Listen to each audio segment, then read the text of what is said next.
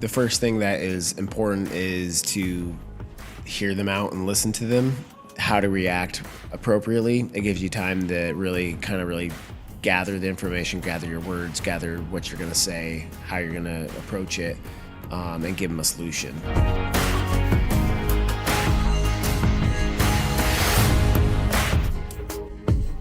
If it is our mistake as the business owner or whatever, then, we have to take the ownership to fix that problem. Correct. And again, it's not always something we did wrong, but it may be something that we can still fix. Welcome everyone back to another edition of FIP Printing Pros. I'm Chris Lockwood, one of the hosts, along with Josh, my co-host here today. We put together a list we want to talk to y'all about customers and how to handle their complaints without losing those customers. So, Josh, why don't you take number one? This is one I definitely struggle with. So you take this one and we'll go from there. Well, I think the first thing that is important is to hear them out and listen to them without like a reaction, or at least a large reaction. You can obviously, I think it's important to the reaction you give them is a very caring, and make sure that they really realize that you're actually listening to them. That's the biggest thing I've found is let them just do the complaining, explain what the issues are, and don't come at them immediately with anything, just defensiveness or anything. Yeah. Apologize immediately, even if you're in the wrong or you weren't in the wrong maybe. What I try to do too is I like to try to let them explain the situation and give me some time if I can, unless they're in front of my face. A lot of times it's through the phone, email, or whatever. So a lot of times it gives me time to, let me check into this, see what went wrong, and I will get back to you. That also gives me time, like you said, if you struggle with that part of it where you're struggling with the how to react appropriately, it gives you time to really gather the information, gather your words, gather what you're going to say, how you're going to approach it, and give them a solution. I think the face-to-face is the harder one for me because I immediately go to that defensive, and even if I don't say anything, my face says a lot. Yeah. And so I think you're right. Hear them out. If it's on the phone, that's pretty easy because I can make whatever face I want to on the phone. You can roll your eyes. But yeah, I think that is important because a lot of times people just want to be heard. Mm-hmm. And once they've gotten it out of their system, now we can go to step 2, which is for you as the business owner to take ownership.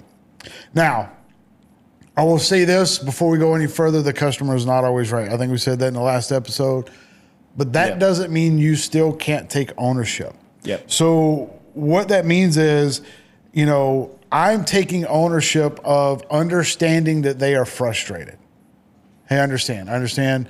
Let me say this back to you so we can make sure that what you're telling me is what I'm hearing, blah, blah, blah, blah, blah. I completely understand. I'm sorry that you feel this way. I'm sorry that you have had this experience, and I'm taking ownership of acknowledging what it is that they are going through. And when it's appropriate, if it is our mistake as the business owner or whatever, then, we have to take the ownership to fix that problem. Correct. And again, it's not always something we did wrong, but it may be something that we can still fix or help them fix. So taking ownership, again, doesn't mean you're wrong. Doesn't mean you did anything wrong as the business owner or the employer or anything like that. But just saying, look, I understand your frustration. Let's see what we can do if we can solve this. So that'd be number 2. Number 3, what do you have? You want to offer different solutions for them. Try your best not to argue with them. I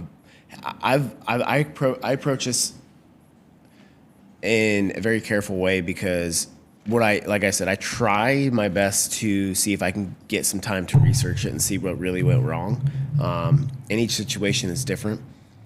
In our business, in the print side, a lot of times what happens is we have created a proof. we either didn't send the proof and we should have, or we sent the proof and they didn't really look at it and notice the mistake beforehand. So really, and that happens a lot. That's usually the issue, is say it's a very minor change, something that we missed when we made it, but that's why we send the proofs for them to double check us. And a lot of them don't check the proof very well. They just glance, okay, yeah, but they don't look at the minor details, the verbiage, the wording, the numbers.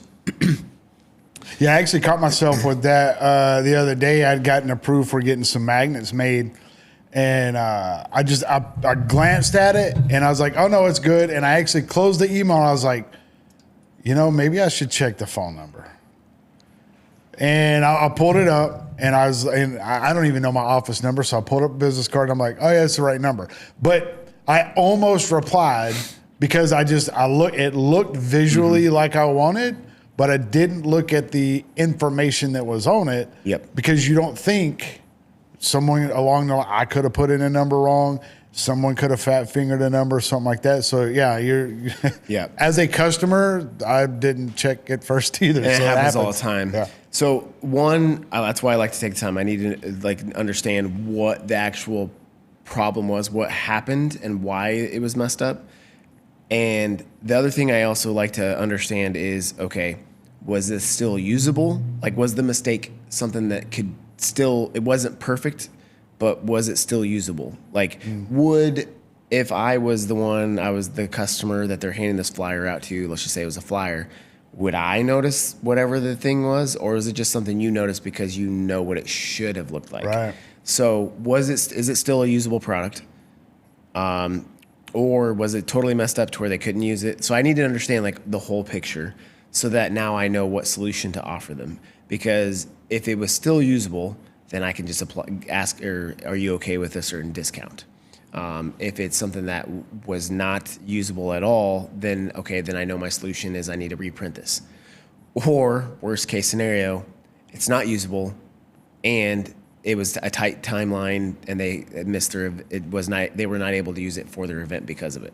So now I can't just reprint it because the event's over with. And two, I can't just throw a discount on it because they weren't able to use it. So now I either have to eat it or work with them. If, like I said, if it was a dual mistake where they didn't check the proof and we just had a very minor, whatever it was, you have to kind of take all that on account before you approach them with the solution.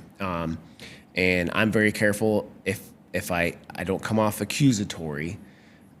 It's all about your tonality and the verbiage you use a lot of times on how you approach the situation, so it doesn't come off like you're just straight accusatory. Because I can say, hey, I'm apologetic. I'm so sorry this happened. I totally understand why you're upset. I'm sorry that this missed the event that you were able to use these for. Can you help me out here in some way? Because while I 100%, we definitely messed up. We didn't get this correct when we sent it to you. But we did send a proof, and we were hoping, that's why we do send proofs, is because, we do make mistakes, or we don't know your information 100% of your company. So we're relying on you to just double check us and make sure everything's correct. And it went through with the proof approved. So is there any way we can work together on this and come to an agreement on a solution for this? Because obviously I want to keep you as a customer. I want you to be happy, but also I understand this, you didn't get what you needed. What can we come to some common ground here? So it's all about the way you verbalize it, where it doesn't, I'm telling them they should have caught at the proof, but I'm also the way I'm approaching it, I'm kind of cushioning it around, hey, can we work this together? Yeah. Kind of like what you said the last episode. You mentioned you want them to be the hero. You bring them into the solution as well. I'm going to tell you another term that is very, very powerful is you tell them, listen, I just want to be fair. Yep. Yep. And that's, I want to be fair for you. I want to be fair for me. I do that too. Yeah. And if you think I'm not being fair, please tell me where I'm not. When you do that, now they have to go, oh, shit, he is being fair. Yep. And I'm being unreasonable. Yep. So that one word has a lot of power when it comes to handling these kind of disputes. Yes, for sure. So. Yeah. And, I think that, again, all goes back to relationships and how you approach them and to keep them as a customer. Yeah. So take this one too, handling payment disputes, because this is more in your lane of what you do. Talk about how you handle those payment disputes. So I think this is more not take away the mistake. This is where I think you're waiting on payment. You've been waiting for a long time. Yeah. The last podcast, let's go off of what we just talked about on that, where maybe they're not paying their bill on time or terms, and or you didn't fully communicate with them on some of the things that were going to have to happen and why we charge certain things. And now they're getting the bill and they're upset about the certain extra charges. So if you're upfront with your customers, telling them usually you don't have as much, but let's just say you didn't. Now you have to then go into explaining to them why the certain extra charges, or if it was a mistake, and now they're saying they shouldn't pay it. Well, again, that goes back to the last thing. You try to mend that and figure out how we can come together and make a solution happen.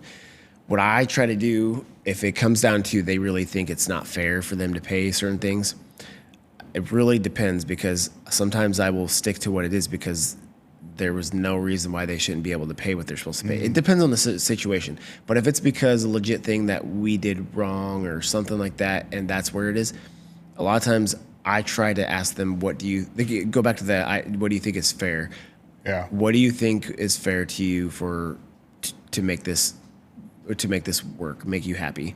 And I like to put it in their court first, because I may be willing to go down 30% for whatever mistake we made, but they may only ask for 10, to make it right.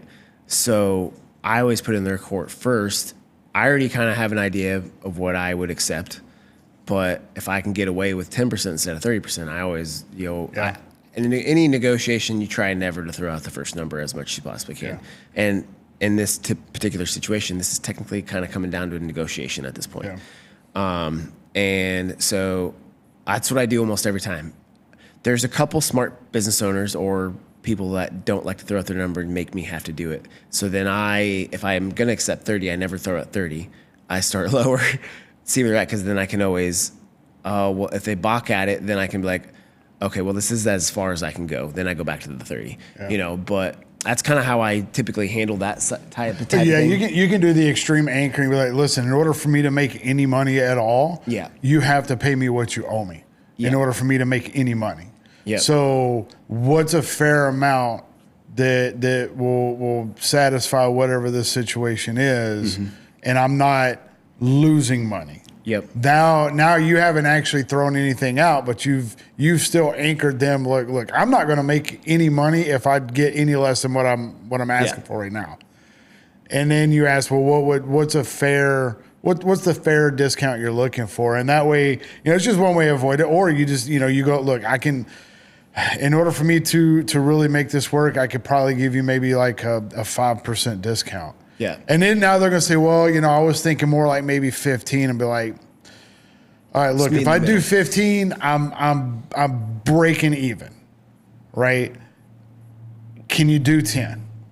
And you're still, your bottom number was 30%, but you're right. It's still a negotiation, and this is in those cases to where they think they were treated unfairly, or there was something messed up, whatever the case may be. So, but that leads to the next point. If you want to leverage different print and promotional products for your company, but don't know how to go about doing it, click the link below and let's schedule a free strategy session with me. And I'd love to help you guys out. Look forward to talking with you. Don't charge too much for your loyal customers. Change. It was a glare on my phone I was looking at. Don't change too much for your loyal customer charge. So what does that mean? So and this goes with change too. So, we talked in an earlier episode about your pricing and all that kind of stuff. You still have to make money. You want to be able to charge what you can get. Yep. Right? But when you can show that reciprocal loyalty to your best customers, to the ones that pay you the most, to the ones that are very consistent, you want to be able to reward that. So maybe you cut your margins down. They're in business. They know prices go up. Yep. right? But one of the things we saw during the pandemic in certain industries was, particularly in rent, you know, people they were able to continue to raise rent prices 20, 30, 40, 50, up to 100%, not because their cost went up anymore, because I own property. My cost didn't go up that much. Yeah. But I was able to do that simply because everyone else was doing it. Yep.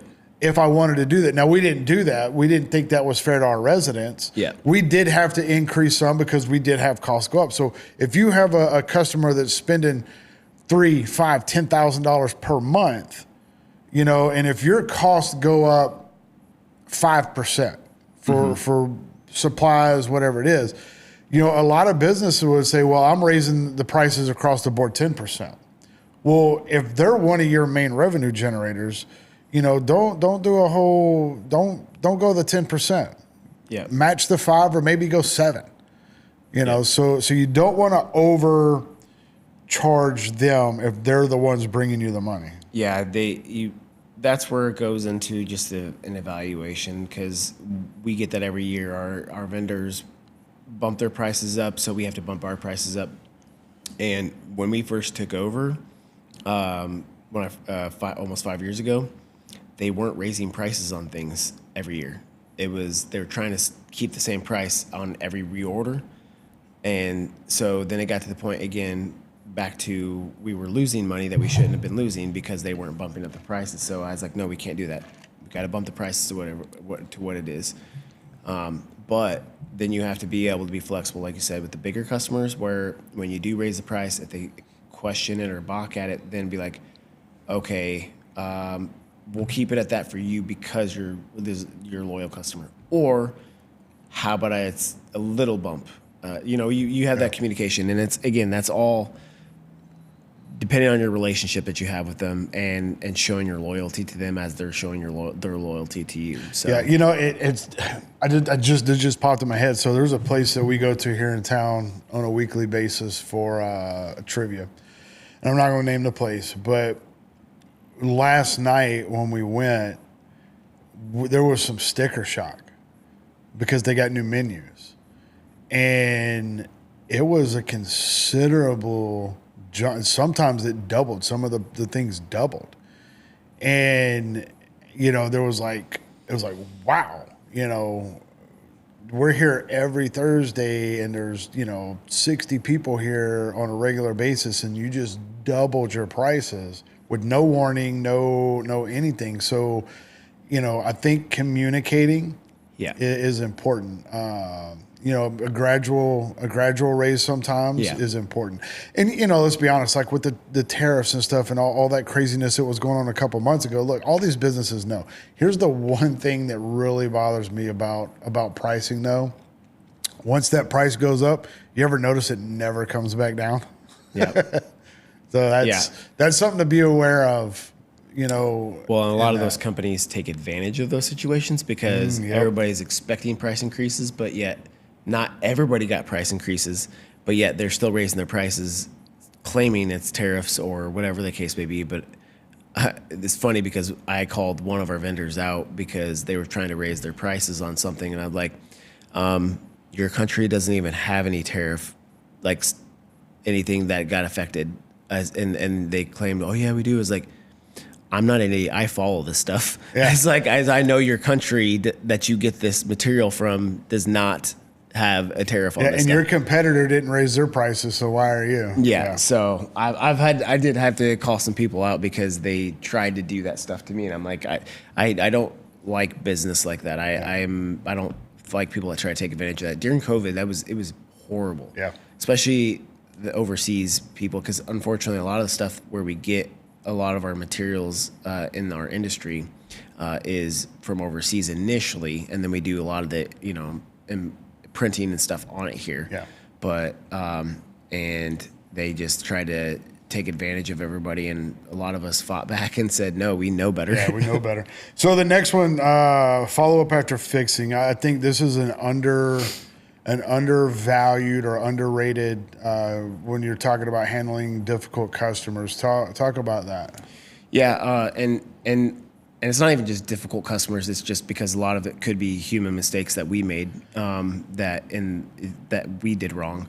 And I'll give you a particular situation. We had an order we do all the time, and they claimed we shorted them. We feel very confident we didn't, because it's a monthly order, and that my business partner handled one end of it, and then I handled one end of it, and we felt pretty confident of what the numbers were, of how many boxes, how many was in the box, all the things. But also, could I say 100%? No, because maybe there was something that missed. But they were very confident that we messed up, and so if we were. I don't know. Ultimately, I felt confident we weren't at fault. That somewhere happened. I don't know what they lost the boxes. I don't know, but ultimately, it was not worth losing that customer to try to stand our ground that much. So what I did was I apologized, and I said, okay, they normally order, it's like a 30 box plus order. And so what I ended up doing is, okay, we shorted you, you felt 2 boxes, so I'm going to credit you next month's order for those 2 boxes that we shorted you last month. Then I'm also going to credit you an additional 2 boxes, which is a lot of money, because you can get so many in those boxes. Yeah. And then on top of that, I can't remember what. There was something else I did. There were some guarantees I kind of made. We'll do some double checking and make sure to kind of safeguard that they'll never be shorted again.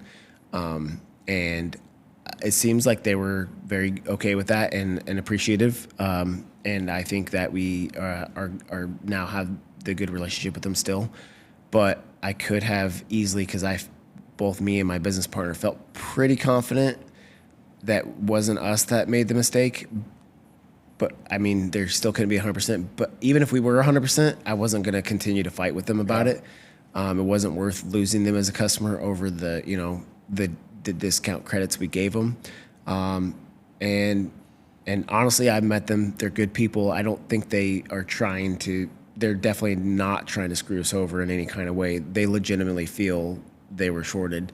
And wherever that happened in the process, it could have been us, could have been them. I don't know, but it's just no matter what, it's not worth it. Yeah. So, and once you fix it, my follow up was that, first of all, because I could have just left it at, no, we gave it to you. That's first of all. But I said I wanted above, did it, gave them the discount. Now I've also followed up with them and made sure they were good to go. They were happy with the credit. Everything was good this month. All that kind of stuff. So like I did a follow-up with, hey, here's your discount. Were you good with that? Also, everything good this month, no issues. And they were appreciative of that. Yeah, so. And that, you do that for the next couple of months. That's that's gonna speak volumes. And what you might end up learning in 2 or 3 months is like, so when we thought you shorted us 2 boxes, we actually found those 2 boxes in a closet somewhere. It may be. And you'd be like, you know what? They probably wouldn't tell us. Yeah. Oh, they probably won't. But if you continue to follow up, they might say, maybe, look, got to admit we screwed up. Be like, you know what? Hey, water under the bridge. Just want to make sure happy, everything is good. That's why that follow up is so important. Now, this last one, right here is really something that I appreciate, being a systems type guy, looking at procedures and stuff like that. And that is document and prevent. So when you have a complaint, I would encourage people not to look at that as a negative thing. Yeah, it's going to feel negative at the time, right? That's why your first step was listen before you respond. Yeah. Because it doesn't feel good when people tell you screwed up or when they have a complaint, whether it's justified or not.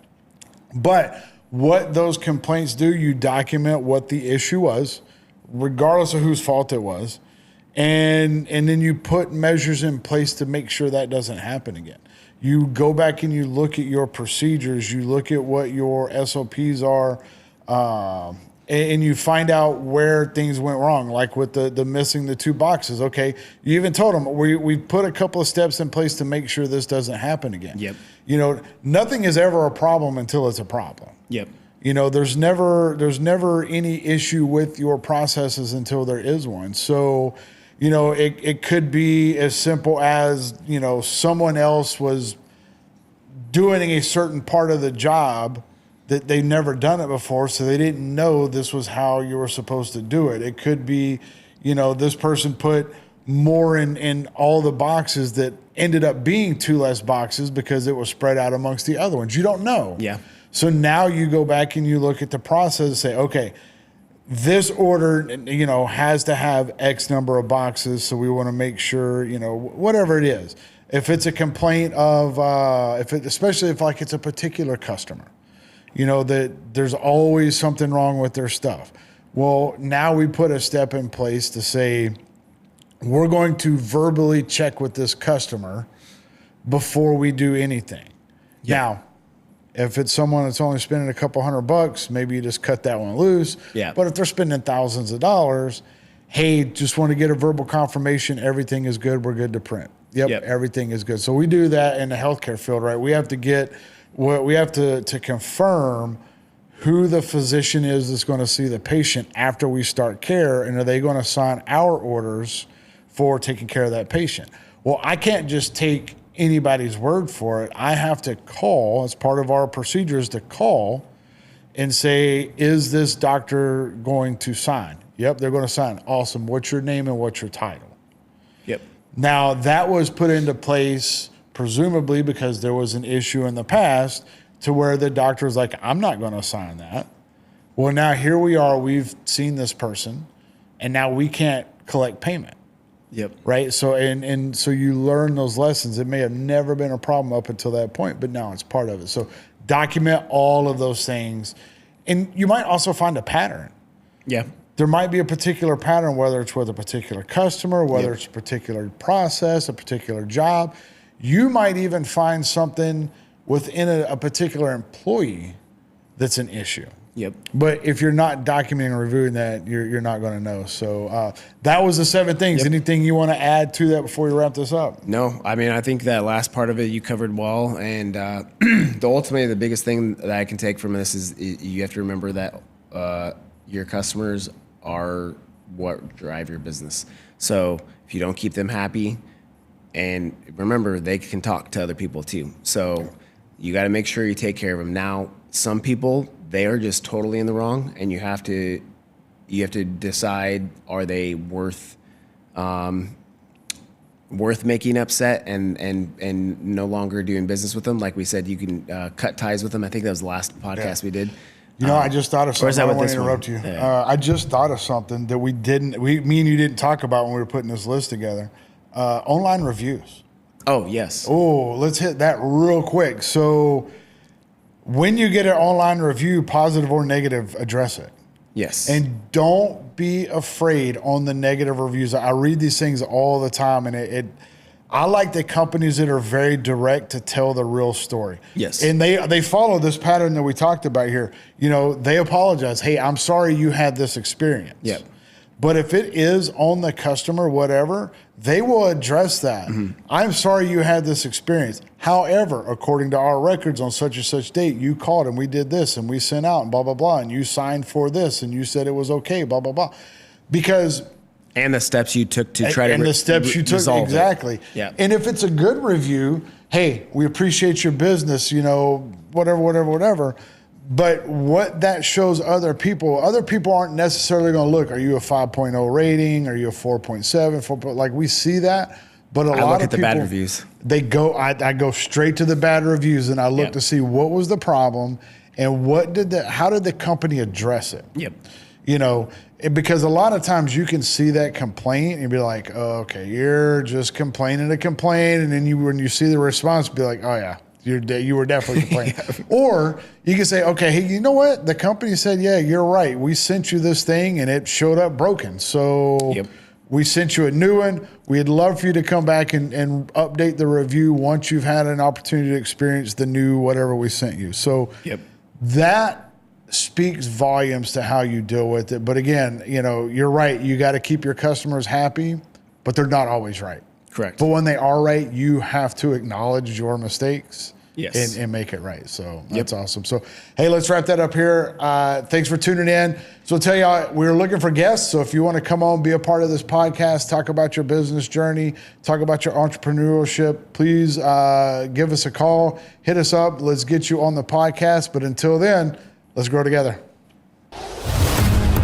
It's time to step up, yeah, it's grind time, no more letting up, no, running faster, further, no more running up, yeah, giving my all, no more giving up, listen to me, step,